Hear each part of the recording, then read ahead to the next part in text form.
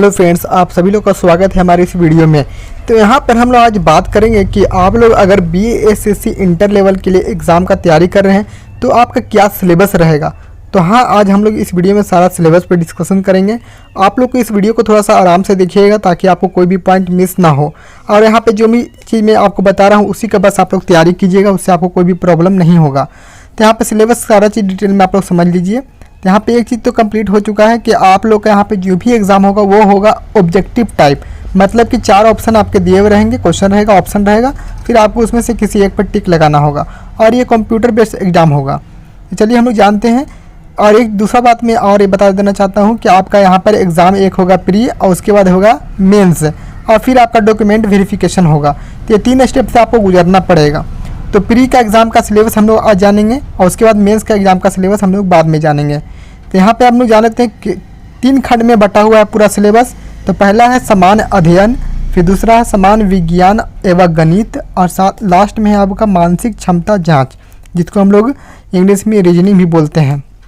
तो रीजनिंग में बहुत सारा उसमें रहेगा टॉपिक्स, फिर आपको गणित रहेगा, मैथ और साइंस रहेगा और फिर सामान्य अध्ययन रहेगा। तो चलिए हम लोग जानते हैं इसमें टॉपिक वाइज के अंदर में क्या क्या रहेगा। तो उससे पहले आप लोग एक इम्पॉर्टेंट चीज़ जान लीजिए कि आपका जो एग्ज़ाम होगा वो टोटल मिलाकर 150 क्वेश्चन का एग्ज़ाम होगा और हर क्वेश्चन के लिए आपको सही क्वेश्चन के लिए 4 नंबर दिए जाएंगे। और दूसरी बात यह कि अगर आप एक भी क्वेश्चन गलत करते हैं तो उसके लिए 1 अंक काट लिया जाएगा। काफ़ी ज़्यादा यहाँ पर है नेगेटिव मार्किंग।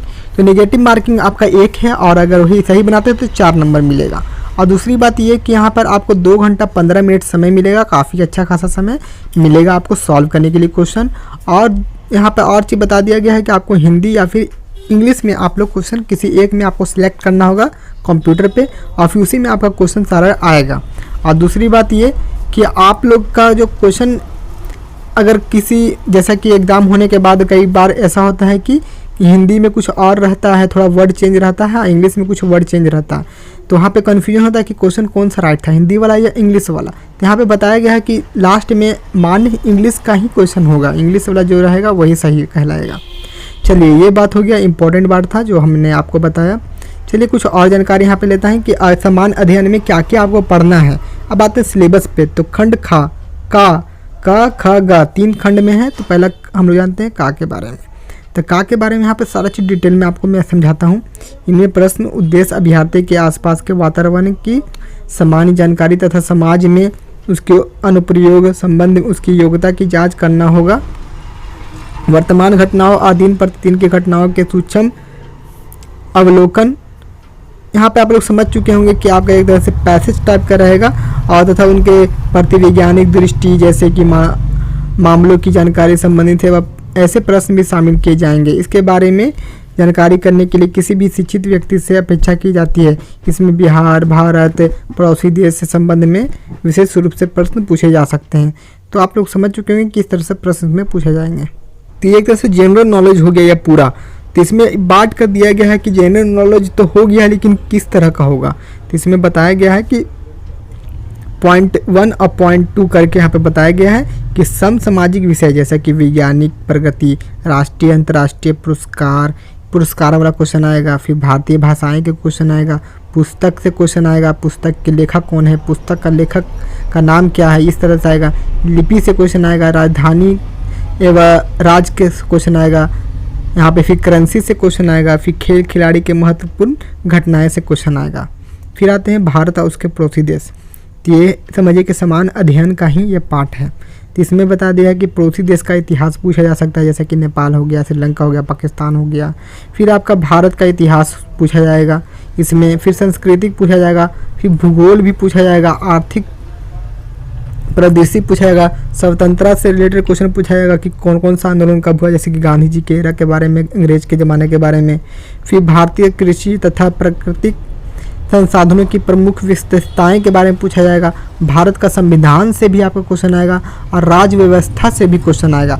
देश की राजनीतिक प्रणाली से क्वेश्चन आएगा, पंचायती राज से क्वेश्चन आएगा, सामुदायिक विकास से क्वेश्चन आएगा, पंचवर्षीय योजना।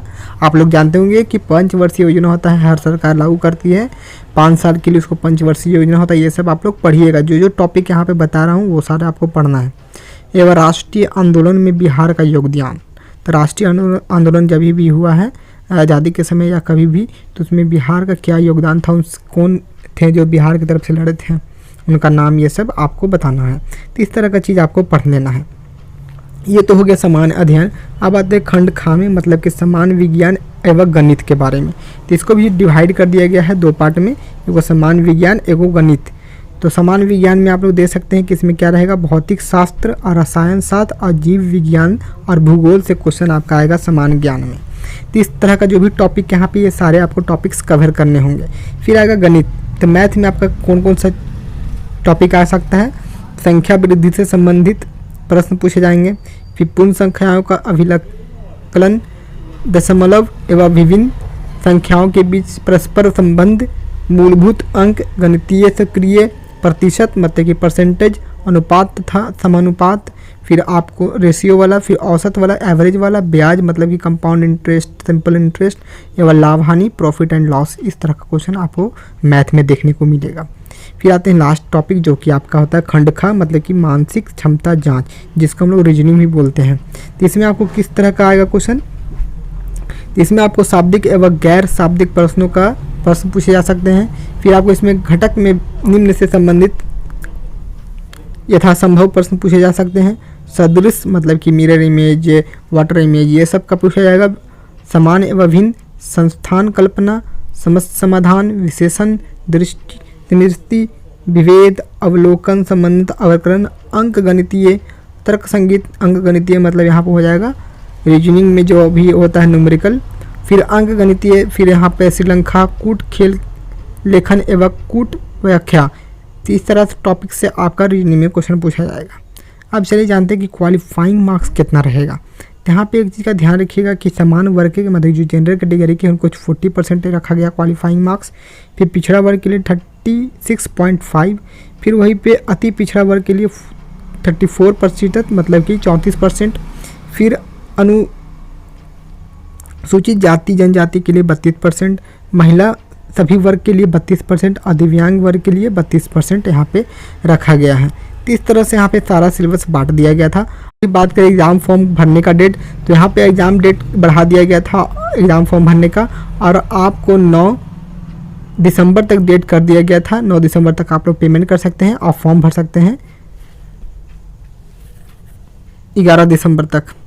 इस तरह से अपडेट था। चैनल को सब्सक्राइब कर लीजिएगा, कोई और अपडेट आएगा मैं आपको वीडियो बना के इन्फॉर्म कर दूंगा। Thank you.